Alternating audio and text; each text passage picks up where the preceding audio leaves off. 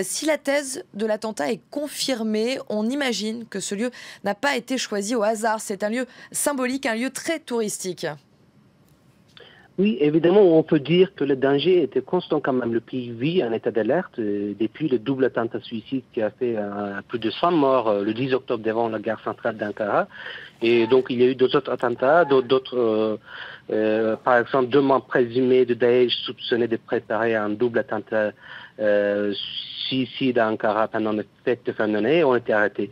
30 décembre, excusez-moi. Donc, il y a eu une autre explosion à l'aéroport Sabiha Gökçen. Donc, on sait que depuis un bon moment, les cibles privilégiées, enfin, ce sont des lieux touristiques. Il y a eu d'autres tentatives d'attentats.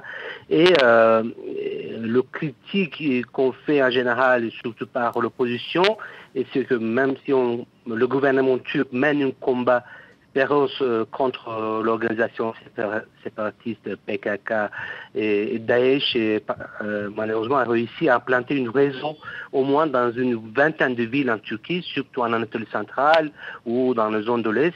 Et c'est pour ça que les forces de sécurité ont peur de ce genre d'attentat. En fait, on peut dire que le Turquie est vraiment exposé depuis un certain moment pour ce genre d'attentat.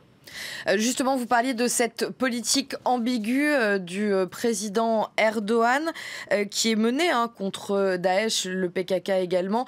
Cette politique ambiguë vis-à-vis de Daesh est en train, en fait, de se retourner contre le président Erdogan.